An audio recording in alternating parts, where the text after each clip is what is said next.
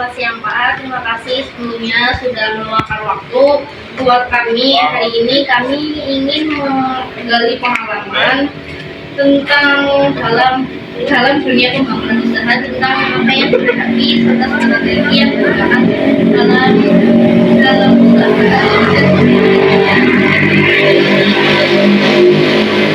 Langsung saja buat pertanyaan yang pertama, saya mau menanyakan, bisakah Bapak menceritakan sedikit tentang usaha apa yang sedang dijalani? Ya, terima kasih atas waktunya. Sebenarnya perkenalkan, nama saya Rafli. Ya, di sini kebetulan mengaku sebagai pimpinan di Sanggara Studio. Sedikit untuk usaha ini ya. Untuk Sanggara Studio ini berdiri tahun 2024. Jadi tahun kemarin bulan November. Untuk usahanya berjalan di bidang fotografi. Nah, di sini itu menyediakan apa aja? Di sini menyediakan self foto, foto box, line box, dan juga untuk kebutuhan pas foto. Barangkali ada yang mau nikah atau untuk kebutuhan biasanya kalau anak-anak sekolah butuh pas foto video merah. Nah, itu juga kita menyediakan juga. Lalu untuk jenis layanannya seperti itu.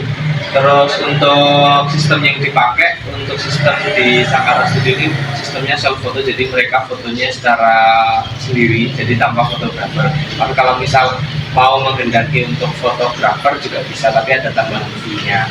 Di sini juga menerima untuk foto produk kayak gitu, seperti mantau, karena di sini banyak pengusaha-pengusaha mantau, tas, peci, itu juga terkadang mereka kesini untuk memfoto produknya. Kita juga menyediakan juga, tapi untuk sistem itu harus ada booking karena nggak bisa langsung, karena harus konfirmasi sama fotografernya. Terus pertanyaan yang kedua ya, apa yang menjadi alasan Bapak untuk memilih usaha ini?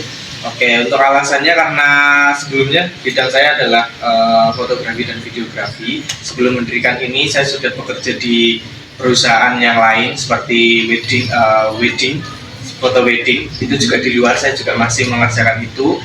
Jadi ini hanya bahasanya usaha yang lain kayak gitu. Untuk usaha yang lainnya itu saya bekerja di Abiarta Wedding Planner. Itu saya sebagai content creator di sana. Terus juga saya masih mengelola brand-brand yang lain juga, karena basic saya adalah dari awal memang content creator gitu, dan ini mendirikan ini untuk lebih dikenal lagi kayak gitu. Jadi, lanjut yang ketiga, sejak kapan usaha ini didirikan dan bagaimana proses awal merintis? Oke, untuk usaha didirikan seperti tadi sudah saya sampaikan di bulan November, tepatnya di tanggal 4 November 2024. Untuk awalnya memang sekedar pengen buka untuk kantor, tapi ternyata strategis dan juga lumayan untuk menggali usaha yang lain kayak gitu, karena memang kebetulan waktu itu bisnis self foto juga lumayan lagi gencar-gencarnya, lagi booming juga, karena di sini juga masih jarang kayak gitu. Apalagi kalau misal mau self foto kemana, jadi sebelumnya memang kita riset dulu, jadi kita riset di area sini dulu, mereka suka nggak sih sama self foto kayak gitu. Nah, ternyata banyak yang memberikan respon positif. Lanjut nih ya, apa tantangan terbesar yang pernah dihadapi dalam menjalankan usaha? Nah, kita targetnya adalah anak-anak Gen Z ataupun Gen Alpha. Jadi kebanyakan karena gen ini tuh sukanya hal-hal yang baru. Jadi kalau misal kita stuck di situ aja, itu yang mereka nggak bakalan mau kesini lagi gitu. Jadi setiap ya harus bisa kita gali itu up to date gitu. Up to date terutama untuk konsep, terus juga untuk konten-kontennya harus selalu update. Strategi apa yang digunakan untuk usaha ini? Untuk strateginya kita menggunakan sosial media. Jadi selama ini dari awal rintis itu kita menggunakan sosial media di Instagram, TikTok, Facebook, dan YouTube. Itu semua kita jarang semuanya. Google Maps juga kita selalu up to date gitu. Untuk lebih propernya itu kita di TikToknya. Jadi kita promosi kerja di TikTok karena selama ini potensi aplikasi yang bisa menjangkau banyak orang itu di TikTok kebetulan. Dan kebetulan juga viewers di TikTok lebih bagus daripada yang lainnya, misal di Instagram, Facebook ataupun YouTube. Kalau bisa dicek itu bagusan di TikTok kayak gitu. Jadi makanya salah satunya ya dari sosial media ini kita bicara. Dan untuk bagaimana postingannya kita setiap hari harus ada ada konten. Setiap hari kita jadwalkan satu konten. Pertanyaan yang keenam, bagaimana cara Bapak menjaga kualitas produk atau layanan? Untuk menjaga kualitas, terutama di sini karena di sini juga ada yang menjaga bahasanya adminnya. Jadi kita harus dalam setiap hari pasti saya pantau. Jadi untuk bagaimana pelayanannya, karena kita di sini mengutamakan pelayanannya ke customer kayak gitu. Karena ya namanya jasa itu paling krusial di pelayanannya. Kalau misal orang nggak suka dengan pelayanan, udah pasti nggak akan kesini lagi gitu. Makanya selalu saya cek setiap hari dan setiap karena ini ganti shift itu di jam 4 itu pasti akan ada evaluasi. Jadi setiap hari misal lagi dari pagi sampai sore ada kendala apa, nanti disampaikan di akhir, kita evaluasi, hari berikutnya harus nggak ada masalah lagi kayak gitu. Jadi setiap hari pasti akan saya evaluasi. Ada inovasi yang dilakukan untuk menghadapi persaingan usaha? Untuk inovasinya ya kita menggunakan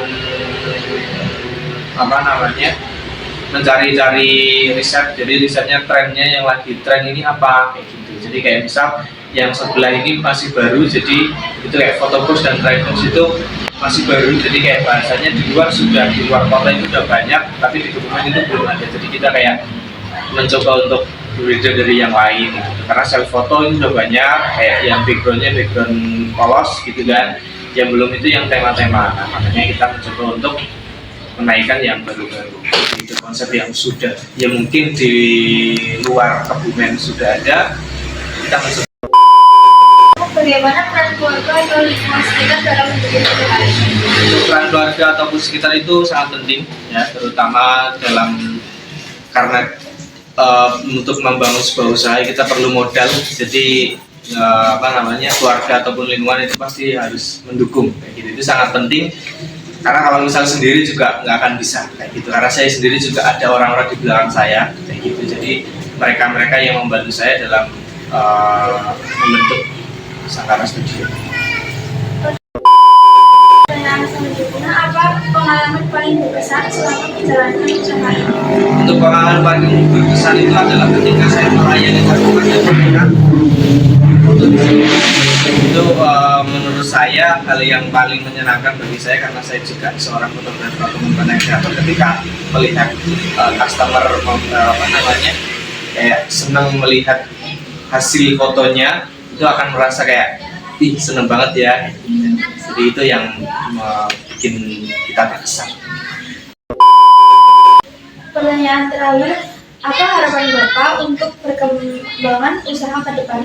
Untuk harapan saya ke depannya, Sangkara Studio bisa dikenal luas, terus juga bisa memberikan bahasanya, karena foto itu mengabadikan momen, jadi kayak pengennya semua orang itu bisa mengabadikan di Sangkara Studio dan mendapatkan hal yang bikin bahagia. Itu harapannya ke depannya. Bapak, sekian dari kami. Terima kasih banyak atas waktu dan kesediaan berbagi pengalaman yang sangat berharga. Semoga cerita dan inspirasi Bapak menjadi motivasi bagi banyak orang untuk terus berusaha dan berinovasi. Semoga kedepannya usaha Bapak semakin maju.